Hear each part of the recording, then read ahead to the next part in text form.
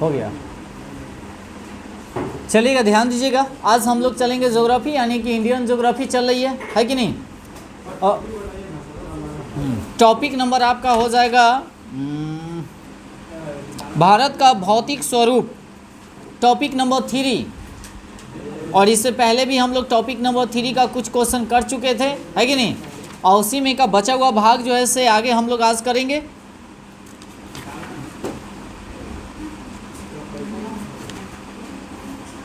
Topic 3 जो है से आपका बड़ा है, इस बात को ध्यान रखेंगे।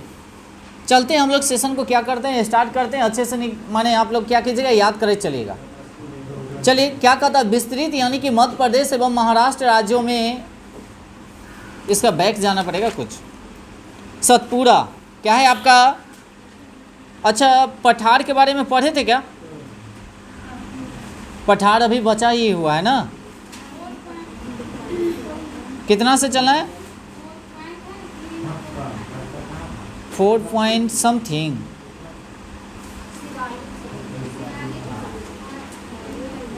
आरावली से तो नहीं ना हुआ था, शिवालिक। अच्छा, शिवालिक से चलना है, 4 से चलना है, यानी कि एनिकारी हो गया था। हिमालय यानी कि लघु हिमालय से हो गया था ना।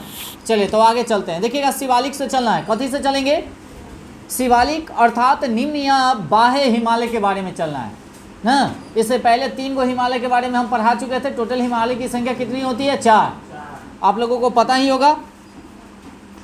तो चलेंगे आज क्या, शिवालिक के बारे में, यानी कि सबसे लास्ट यही है टॉपिक है हिमालय के बारे में। जैसे हिमालय के कितने भागों में बांटा गया है, 4 भागों में बांटा गया। पहला की अगर बात किया जाए तो कौन सा हिमालय होगा, ट्रांस हिमालय। दूसरा का क्या होगा, बृहद हिमालय कह सकते हैं, बृहद कह सकते हैं क्या। और तीसरा का हो जाएगा लघु हिमालय। ये तीनों टॉपिक हम लोग पहले भी कर चुके हैं, इससे पहले वाला में ना। आज जो हम लोग चलेंगे शिवालिक चलेंगे, से क्या है इसका चौथा पाथ ही है, माने देखा जाए तो चौथा हिमालय के बारे में। तो शिवालिक अर्थात निम्न या बाह्य हिमालय इसी को कहा जाता है, ठीक है ना। सुनिएगा, धीरे धीरे हम लोग चलेंगे और दिमाग में बैठना चाहिए। अगर विशेष दिक्कत होगा, अगर आलसी आ गया तो पंखा बंद कर देंगे, इस बात को ध्यान रखेंगे।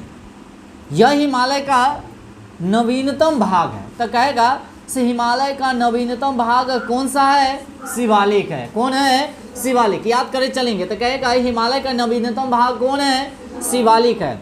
इसका निर्माण जो है किससे हुआ है जानते हैं, नदियों द्वारा लाए गए अवसादों से, माने जो कचरा पचरा गड़ा वगैरह जो होता है उससे इसका क्या होता है, निर्माण होता है। तो कौन सा हिमालय का, शिवालिक का। और शिवालिक के क्या है, तो नवीनतम भाग है। क्या हिमालय का क्या है, नवीनतम भाग है। याद हुआ क्या, सुनो यहाँ पर सुनो ध्यान को।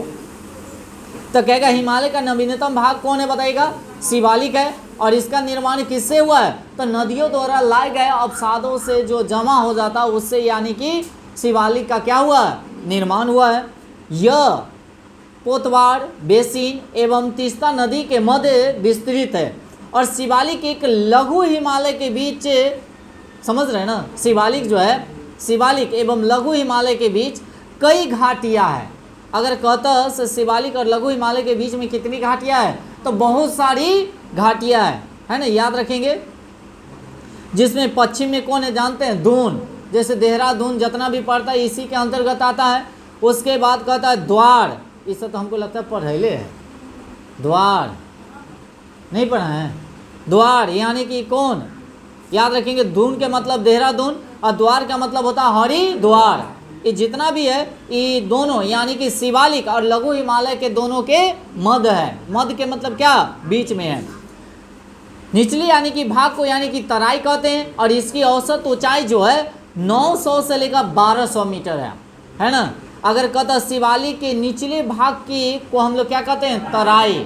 शिवालिक के नीचे वाला भाग को क्या कहेंगे, तराई, जिसकी औसत ऊंचाई कितनी हो जाएगी, 900 से लेकर कितना, 1200 मीटर।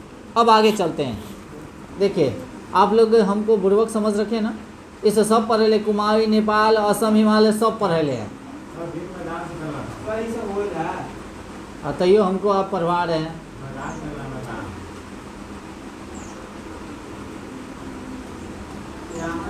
हम ही नहीं पढ़ाए थे। कुमारी सबसे पहले यानी कि कश्मीर हिमालय, यानी कि सिंधु एवं सतलज नदी के मध्य है। उसके बाद कुमाई हिमालय जैसे सतलज एवं काली नदी के मध्य न पढ़ले है। उसके बाद नेपाल हिमालय ये भी काली एवं तीस्ता नदी के मध्य है। और असम हिमालय जो है तीस्ता एवं दिहांग नदी के मध्य है। ये सब पढ़ले है। हमको लगता है सब ऑप्शन किए होंगे ये सब। तो बृहत, हाँ बृहत मैदान से चलना है। तो बृहत मैदान की अगर देखा जाए इसको 4 भाग में बांटा गया है। बृहत हिमालय को कितने भाग में, बृहत मैदान को कै भाग में, जैसे हिमालय के कै भाग में 4, तो मैदान के भी कै 4, दोनों को याद रख ले रहेंगे। तो कहेगा हिमालय के कितने भागों में बांटा गया, तो 4 भाग में, और मैदान को भी कितने 4 भाग में बांटा गया। सबसे पहला का भांबर क्षेत्र, दूसरा क्या होगा तराई क्षेत्र, तीसरा क्या होगा बांगर क्षेत्र, और चौथा क्या होगा खादर क्षेत्र। 4 को याद हुआ। मैदान को कितने भागों में, 4 भागों में। पहला का बांगर, तराई यानी कि बांगर और खादर। भांबर याद रखेंगे,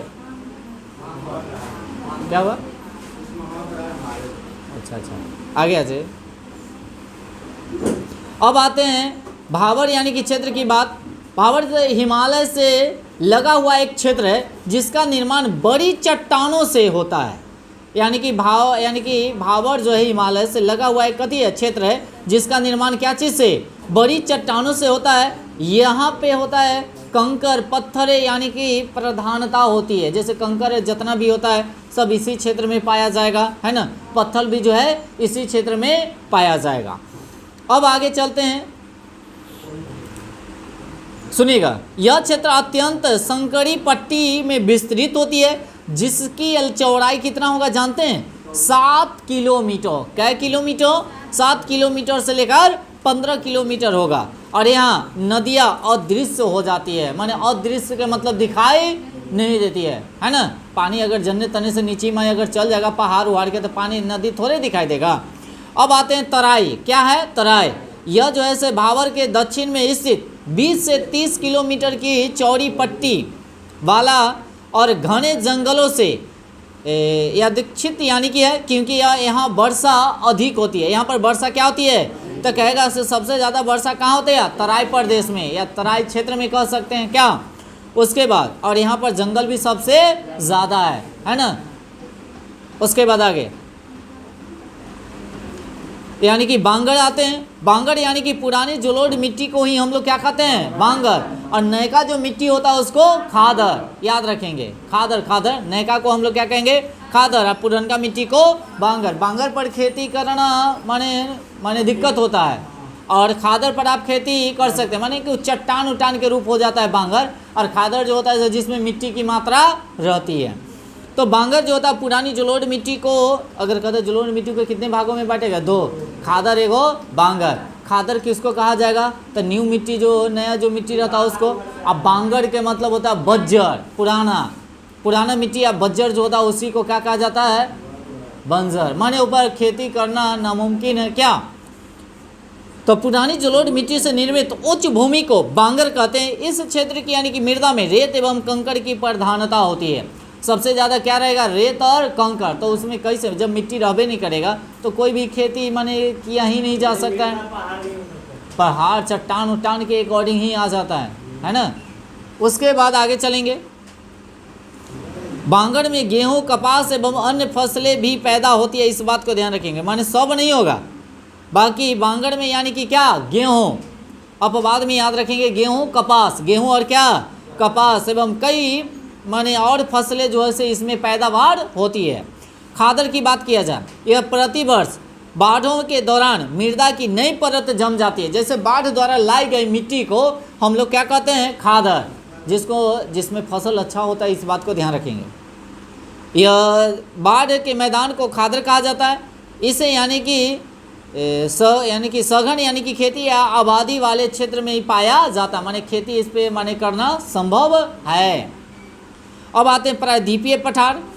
यह भारत के प्रायद्वीपीय भाग का स्वरूप लगभग त्रिभुजाकार है। तो कहेगा ऐसे प्रायद्वीपीय पठार का जो माने रूप जो है वह कैसा है, त्रिभुज के आकार का है, 3 कोणीय है। क्या कोणीय, 3 कोणीय है। भारतीय भूभाग का यानी कि सबसे प्राचीनतम भूभाग जो है से कौन है, गोंडवाना लैंड। अगर देखा जाए गोंडवाना लैंड से ही हमारे भारत में 98% या 99% करीब कोयला का उत्पादन गोंडवाना लाइन से ही होता है ना। हमारे यहाँ जो कोयला जो उत्पादन होता है किससे होता है? गोंडवाना लाइन से ही 99% या 98% के करीब, याद रखेंगे, ठीक है ना। चलिए आगे। और गोंडवाना लैंड के टूटने से इसका निर्माण यहाँ की धारावाड़, इस चट्टान के बारे में पहले भी हम लोग पढ़ चुके थे क्या। चलिए, प्रायद्वीपीय पठार की सबसे ऊंची चोटी जो है सो अनायमुडी है। कौन है? अनायमुडी। तो कहेगा प्रायद्वीपीय पठार की सबसे ऊंची चोटी कौन है? अनायमुडी, याद रखेंगे। इसकी ऊंचाई की अगर बात किया जाए तो 2695 मीटर है। उसके बाद आगे देखा जाए, अन्नामलाई की सबसे ऊंची चोटी अनायमुडी, याद रखेंगे। अन्नामलाई की सबसे ऊंची चोटी अनायमुडी। अच्छा, इलायची की पहाड़ी कहाँ पड़ता है? केरल में। इलायची की पहाड़ी केरल, यही याद रख ले रहेंगे कि इलायची की पहाड़ी कहाँ पड़ेगा? केरल में। उसके बाद आगे चलेंगे,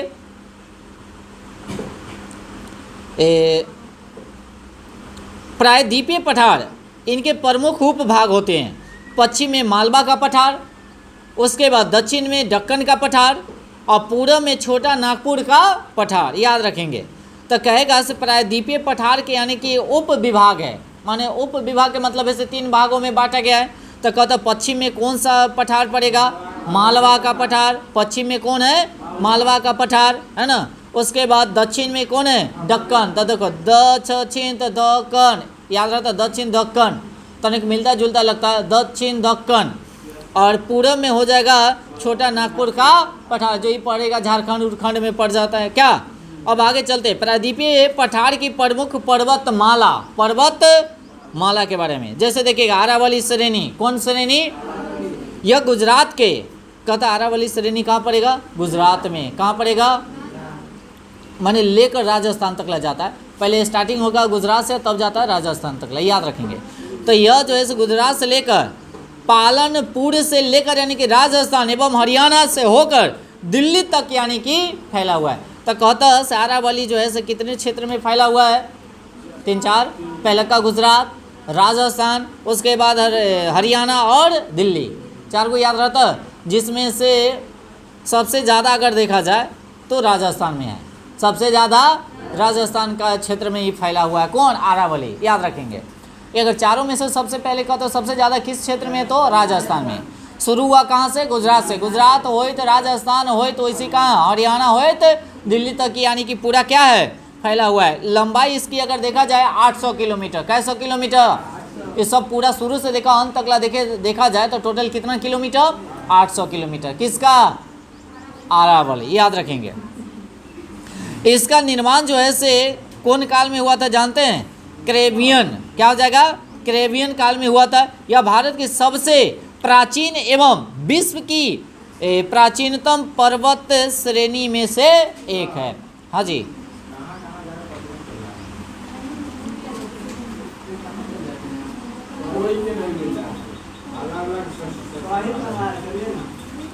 ठीक है।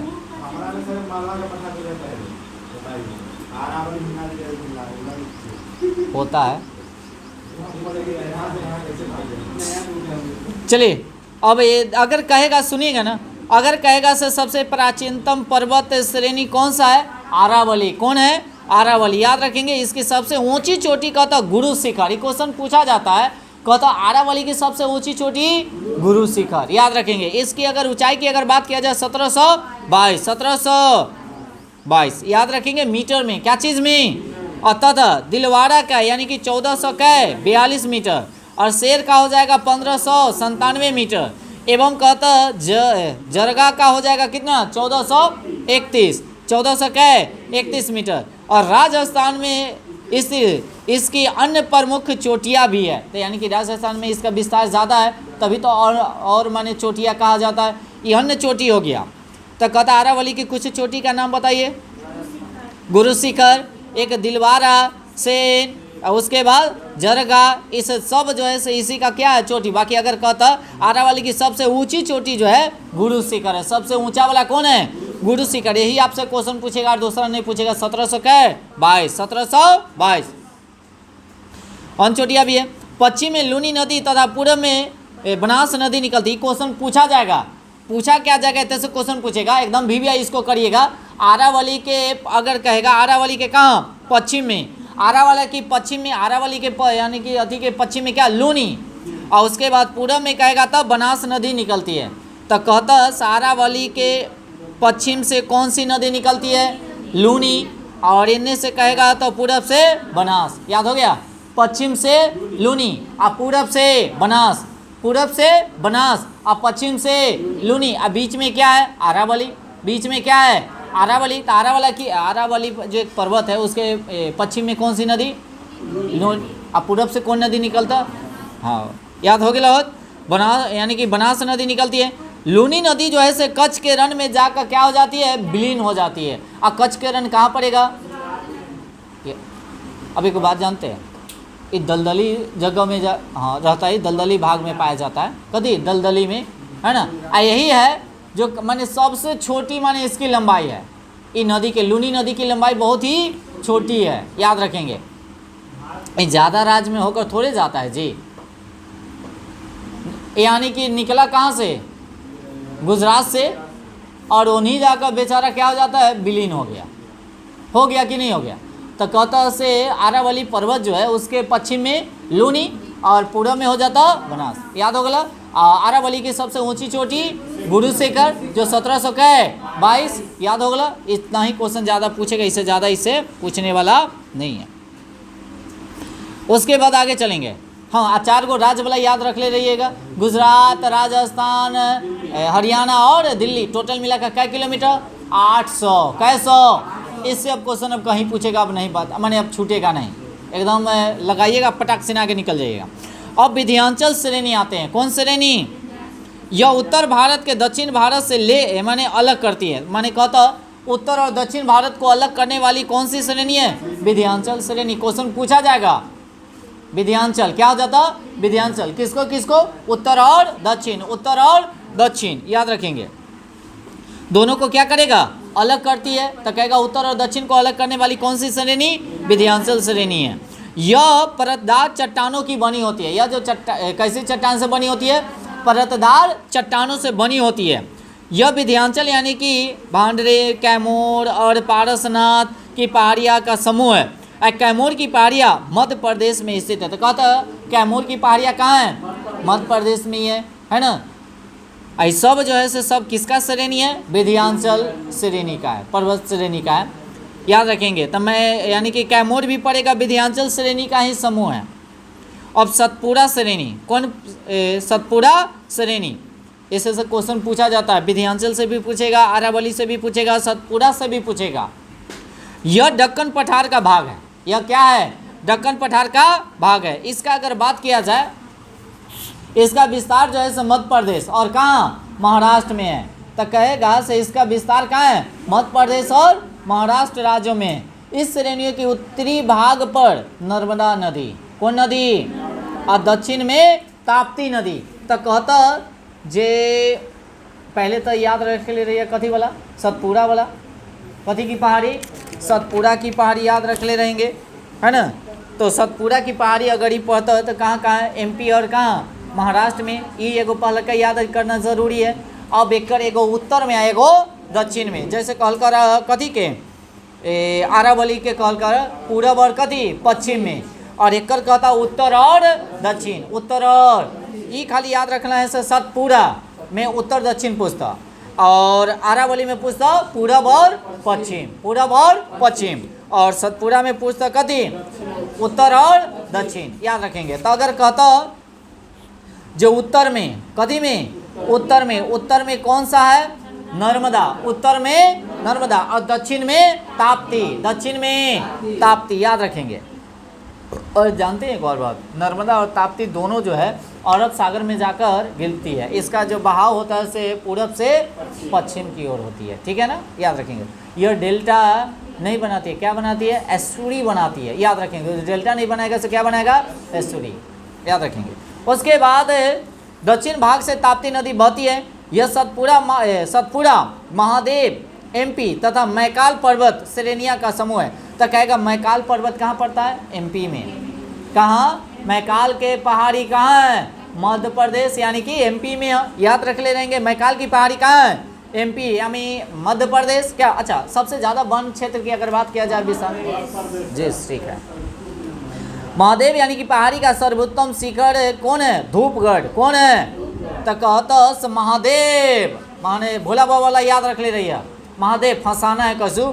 महादेव पहाड़ी की सर्वोत्तम चोटी कथी है?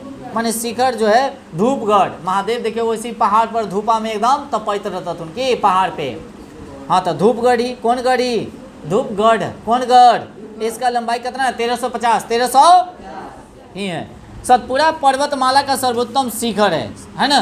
सतपुड़ा यानी कि पर्वतमाला का यह क्या है? सर्वोत्तम शिखर है। जैसे मैकाल की पहाड़ी का सर्वोत्तम शिखर कथी है? अमरकंटक। कौन कंटक? होते से बहुत सारा नदियाँ निकलती है अमरकंटक से, याद रखेंगे। हाँ, सोन, नर्मदा और ताप्ती। ताप्ती, हाँ ठीक है। मैकाल की पहाड़ी जो है से कहाँ याद रखेंगे? मैकाल की पहाड़ी का सर्वोत्तम शिखर क्या है? अमरकंटक। कौन कंटक? अमरकंटक है। इसी अमरकंटक से नर्मदा, सोन, है ना, दो को तो याद रख ले रहेंगे, नर्मदा और सोन, दो नदी वहाँ से क्या होती है? निकलती है। नर्मदा और सोन याद रखेंगे। नर्मदा और कथी? सोन होते से निकलती है। कथी से? अमरकंटक से। तो कहेगा अमरकंटक से कौन सी नदी निकलती है? नर्मदा और सोन। नर्मदा और, चलिए, मैकाले यानी कि मैकाले पर्वत की सतपुड़ा पर एवं विंध्याचल पर्वत को क्या करता है? जोड़ता है। तो सतपुड़ा और विंध्याचल को जोड़ने वाला कौन है? मैकाल। कौन है? मैकाल पर्वत। याद हो गया?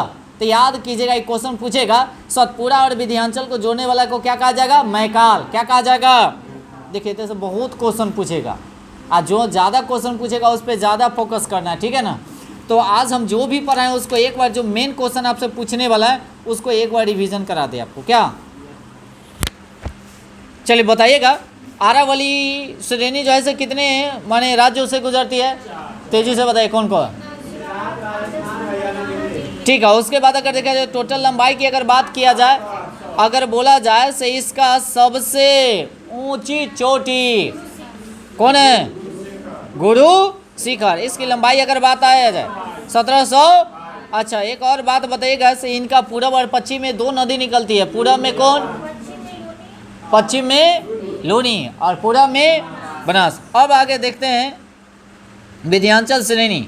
यह जो है से क्या करता है जानते हैं? किसको किसको अलग करेगा? उत्तर और दक्षिण, माने उत्तर भारत और दक्षिण भारत को दोनों को अलग करने वाला कौन है? विंध्याचल। विंध्याचल माने बीच, बीच, बीच, याद करने के लिए हम बता रहे हैं। उत्तर और दक्षिण, उत्तर भारत और दक्षिण भारत को विंध्याचल, बीच, बीच में ही है, दोनों के बीच में है, माने दोनों को अलग करती है। इस बात को ध्यान रखेंगे। उसके बाद अगर देखा जाए कैमूर की पहाड़ियाँ मध्य प्रदेश में ही स्थित है ना। इसमें पारसनाथ, कैमूर जितना भी है सब इसी में आता है। अब आते हैं सतपुड़ा की श्रेणी।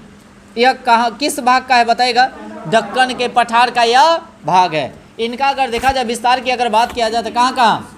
MP और महाराष्ट्र, याद रखेंगे। अच्छा, इनके अगर देखा जाए उत्तर में कौन सी नदी निकलती है? उत्तर में और दक्षिण में ताप्ती। दक्षिण में ताप्ती, याद रखेंगे। और उसके बाद अगर देखा जाए इसकी सर्वोत्तम शिखर कौन है? कौन है? सर्वोत्तम शिखर जो है धूपगढ़ है। कौन गढ़? है ना। महादेव की पहाड़ी का सर्वोत्तम यानी कि शिखर कौन है? महादेव पहाड़ी का ही धूपगढ़ है, याद रखेंगे। उसके बाद अगर देखा जाए मैकाल की पहाड़ी का सर्वोत्तम शिखर कौन है? अमरकंटक। कौन कंटक? जो अमरकंटक से कितनी नदियाँ का निर्माण होता है? दो, नर्मदा और सोन। नर्मदा और मैकाल पर्वत ही सतपुड़ा और विंध्याचल पर्वत को दोनों को क्या करेगा? जोड़ेगा। क्या करेगा? अब आते हैं पश्चिमी घाट। कौन घाट? इसे ही हम लोग क्या कहते हैं? सह्याद्री के नाम से जानते हैं। पश्चिमी घाट को किन नाम से जानते हैं? सह्याद्री के नाम से जाना जाता है। इसका विस्तार जो है से पश्चिम घाट पर गुजरात से लेकर तमिलनाडु के कन्याकुमारी तक है। कहाँ तक है? कन्याकुमारी तक। लगभग अगर देखा जाए कितना किलोमीटर? 1600 किलोमीटर में इसका विस्तार है। यह अपसादी चट्टान से बना हुआ है। यह 16 डिग्री उत्तरी अक्षांश रेखा जो कि गोवा से गुजरती है। कहाँ से गुजरती है? गोवा से गुजरती है। सह्याद्री को यानी कि दो भाग में विभाजित किया जाता है। कितने भाग में? दो भाग में विभाजित किया जाता है। और उत्तरी सह्याद्री है ना, जिसकी सर्वोच्च शिखर क्या है, हाँ कलसुबाई, क्या है कलसुबाई। तो कहता यहाँ से क्वेश्चन पूछेगा उत्तरी सह्याद्री को हम लोग क्या कहते हैं बताइएगा, कलसुबाई। उत्तरी सह्याद्री को क्या कहेंगे, कलसुबाई कहा जाता है। दक्षिणी सह्याद्री को क्या कहा जाता है, गुद्रेमुख, क्या कहा जाएगा, गुद्रेमुख, याद रखेंगे। तो दक्षिण वाला को क्या कहा जाएगा, गुद्रेमुख, और उत्तर वाला को क्या कहा जाएगा, कलसुबाई। याद रहता, यहाँ से क्वेश्चन पूछा जाता है, हौसला तो गड़बड़ा जाता है। बाकी एक और बात, अगर दीपक को अगर डिबेट करावे के लिए अगर छोड़ दिया जाए तो ये क्वेश्चन यही पूछेंगे, है ना। हाँ यही वाला कलसुबाई वाला ये आई एकदम पूरा चटले है दीपक।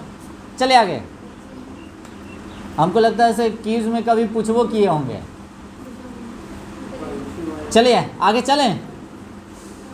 तो याद रखेंगे सभी आदमी, अगर देखा जाए सह्याद्री को कितने भागों में बांटा गया है, हाँ अब पश्चिमी घाट को ही दो माने उसी को कहा जाता है सह्याद्री, क्या कहा जाता है ना, नहीं तो कंफ्यूज नहीं होइएगा। पश्चिमी घाट को क्या कहा जाता है, सह्याद्री। इसी का कितने भाग है, दो। एक भाग को क्या कहा जाता है बताइएगा, माने उत्तर वाला भाग को क्या कहा जाएगा, कलसुबाई, उत्तर वाला के कलसुबाई, और दक्षिण वाला को क्या कहा जाएगा, गुद्रेमुख, क्या कहा जाएगा, हाँ कुद्रेमुख, क्या कहा जाएगा, कुद्रेमुख, याद रखेंगे।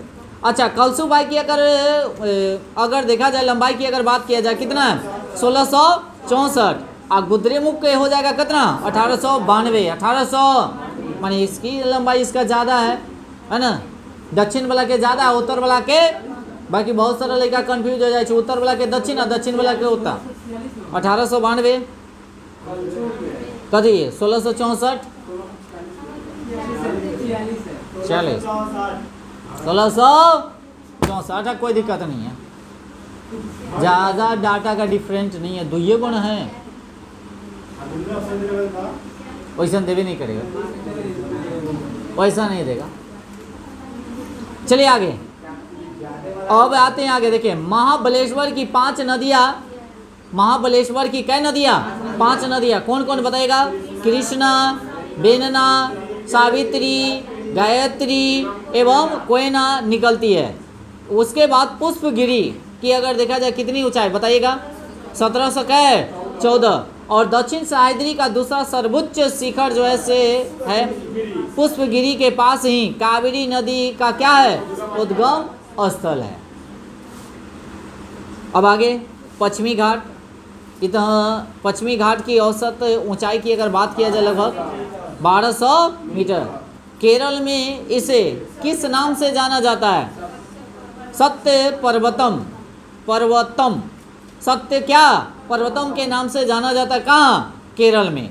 अब पहाड़ियों की रानी के नाम से विख्यात कौन है बताइएगा, नीलगिरी की पहाड़ी, कहेगा से पहाड़ियों की रानी किसे कहा जाता है, नीलगिरी की पहाड़ी। जो पूर्वी घाट एवं पश्चिमी घाट को दोनों को क्या करता है बताइएगा, मिलान स्थल, माने दोनों को माने बीच में पड़ता है ना, तमिलनाडु में अवस्थित है। तो कहेगा से पूर्वी घाट और पश्चिमी घाट के यानी कि सम्मेलन को क्या कहा जाता है, दोनों जो मिलता है उसको नीलगिरी की पहाड़ी। आई कहाँ पड़ता है, तमिलनाडु में। नीलगिरी की पहाड़ी कहाँ पड़ेगा, ये क्वेश्चन आपसे पूछेगा। तो पूर्वी घाट और पश्चिमी घाट को मिलान को क्या कहा जाएगा, नीलगिरी की पहाड़ी। नीलगिरी की पहाड़ी कहाँ पड़ेगा, तमिलनाडु में। कहाँ पड़ेगा, तमिलनाडु में। दोदा बेटा, कौन बेटा, दोदा बेटा। इसकी अगर ऊंचाई की अगर बात किया जाए 2637, 2600 का है। जानते हैं नीलगिरी की सर्वोत्तम चोटी है दोदा बेटा।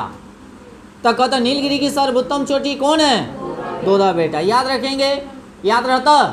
और सबका सर्वोच्च शिखर जो होता है वो याद कर रख लेगा, पूछा जाता है, याद रखेंगे। उसके बाद यह दक्षिण भारत की दूसरी सबसे ऊंची चोटी है। जो दक्षिण भारत की सबसे ऊंची चोटी कौन है, अनायमुड्डी। कौन मुड्डी, अनायमुड्डी के कौन, अन्नामलाई की पहाड़ी के अनायमुड्डी है। अन्नामलाई के कदी अनायमुड्डी। पहला का कौन होगा, अनायमुड्डी। दूसरा का कौन होगा बताइएगा, कौन होगा, अब ये ना बताएं, दोदा बेटा। कौन बेटा, जो नीलगिरी की कदी है सर्वोत्तम चोटी है, जो दूसरा स्थान पे आता है। ये सब दक्षिणी में पड़ता है, पड़ेगा कि नहीं पड़ेगा। मैंने कहा था दक्षिण भारत की सबसे ऊंची चोटी कौन है, था हाँ दोदा बेटा दूसरा है, पहली की बात हम बता रहे हैं। अनाय मुडी, कौन मुडी? किस पर्वत का बताए? अन्नामलाई पहाड़ी का। कथी? अन्नामलाई, अन्नामलाई का अन्नामुडी, अन्नामलाई का अन्नामुडी, दक्षिण भारत का सबसे ऊंची चोटी। और दूसरी जो होगा नीलगिरी की सबसे ऊंची चोटी दोदा बेटा। अब याद हो गया। दूसरा नंबर पे आता है दोदा बेटा की अगर कहा जाए तो 2637, 2600 आइए हो जाएगा 2695, 2600 तनके के डिफरेंट है ना। ये हो जाएगा 2695 है ना अनाय मुडी, और वो हो जाएगा 2637, 2600 क्या है 37, दूसरा स्थान पे है ना। उसके बाद आते हैं आगे अनाय मुडी चोटी और इलायची, ये दक्षिण में यानी कि अनाई मलाई, उत्तर के यानी कि प्लस इस न याद कीजिएगा। इतना ध्यान में रखिएगा से इलायची की पहाड़ी जो है सो केरल में पड़ता है। कहाँ पड़ता है? केरल में पड़ता है। दक्षिण भारत की प्रसिद्ध डोडा, ये डोडा यानी कि टोडा कहाँ पड़ता है बताइएगा? तमिलनाडु में। एक कथी है? जनजाति है। टोडा एक क्या है? तो कहेगा टोडा जनजाति कहाँ पड़ता है? तमिलनाडु में। कहाँ को है? तमिलनाडु का है और जनजाति है, यहाँ निवास करती है। और कहता है कार्डमाम पहाड़ियाँ, यानी कि कार्डमाम की पहाड़ियाँ जो है दक्षिण भारत में दक्षिण पश्चिम घाट के केरल के दक्षिणी पूर्वी में क्या है हिस्से में तथा तमिलनाडु के दक्षिण पश्चिम हिस्से में पलानी पर्वत यानी कि श्रृंखला में अवस्थित है। इन पहाड़ियों पर इलायची की खेती व्यापक पैमाने पर किया जाता है। ये चलते तो उत्तर कहा जाता है इलायची की पहाड़ी, माने व्यापक रूप से किया जाता है। तो फिर से सुनिएगा कार्डमाम पहाड़ियाँ, फिर से सुनिएगा कौन पहाड़ियाँ? कार्डमाम पहाड़ियाँ दक्षिण भारत में, दक्षिण भारत के मतलब होता है सबसे नीचे देखिएगा, दक्षिण भारत सुनते रहिएगा में दक्षिण पश्चिम घाट के, दक्षिण पश्चिम घाट के केरल के दक्षिण पूर्वी, केरल के दक्षिण पूर्वी की बात हो रही है। अच्छा देखा जाए हम लोग है उसका दक्षिण पश्चिम कौन होगा? हम लोग अभी जैसे बैठल है इसका दक्षिण पश्चिम कौन होगा?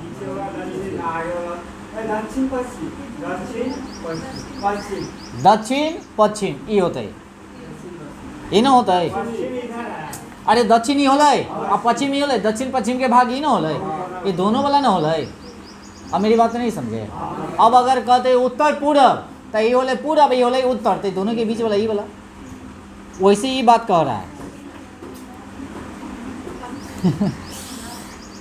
तो केरल के दक्षिण पूर्वी यानी कि हिस्से का तमिलनाडु के दक्षिण पश्चिम हिस्से में यानी कि पलानी पर्वत श्रृंखला में अवस्थित है। इन पहाड़ियों पर क्या किया जाता है? इलायची की खेती। अच्छा बताइएगा कौन सी पर्वत पर? पलानी पर्वत। कौन पर्वत पर यानी कि कौन सी खेती किया जाता है? इलायची की खेती बड़े पैमाने पर किया जाता है, याद रखेंगे। उसके बाद कोडाईकनाल तमिलनाडु की पलानी पहाड़ी में स्थित है।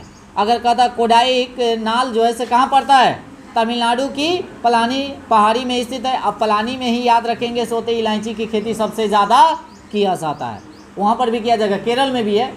उसके बाद आगे आते हैं अन्नामलाई की पहाड़ी कहाँ है? केरल में। अन्नामलाई पहाड़ी कहाँ है? केरल में है। उसके बाद आगे आते हैं सेबराई पहाड़ी कहाँ पड़ता है? तमिलनाडु के सलेम कस्बे में। तो कहेगा सेबराई माने सेबरी वाला पहाड़ी कहाँ है? तमिलनाडु में। बाकी अगर कहता अन्नामलाई की पहाड़ी कहाँ है? केरल में। उसके बाद इलायची पहाड़ी कहाँ है? केरल में। कहाँ है? केरल में है। अरे इलायची पहाड़ी कहाँ? केरल, तब तो इलायची सबसे ज़्यादा होता है ना। और सेबराई की पहाड़ी कहाँ है? तमिलनाडु में। कहाँ है? तमिलनाडु में। अब कहता नदी हिल्स यानी कि बंगलौर में स्थित है। नदी हिल्स कहाँ है? बंगलौर में है। नदी हिल्स कहाँ है? बंगलौर में। अब पश्चिमी घाटी पर्वत पर ही सारावती नदी। कौन नदी? सारावती नदी यानी कि महात्मा गांधी इसी को कहा जाता है। क्या कहा जाता है? साबर यानी कि सारावती नदी को ही हम लोग क्या कहते हैं? महात्मा नदी।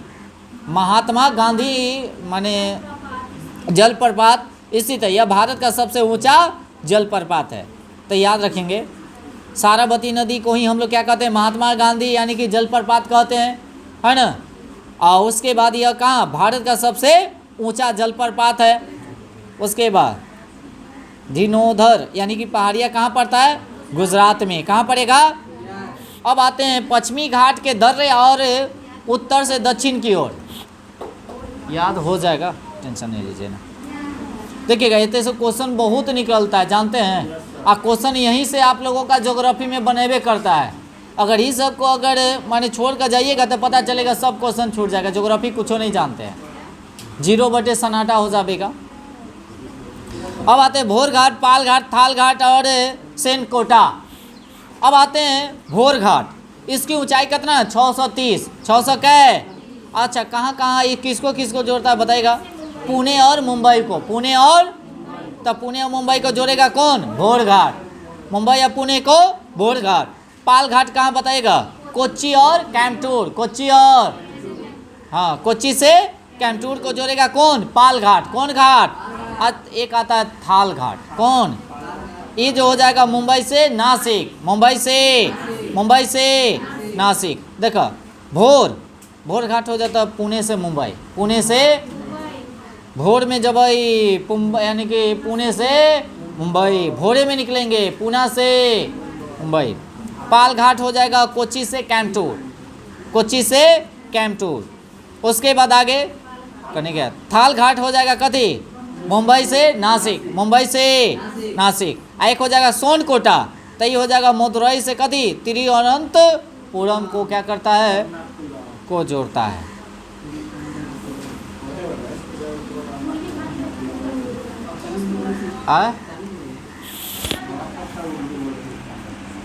पूर्वी घाटी, थाल घाट, ये सब तो सब फिर आ जाएगा ना।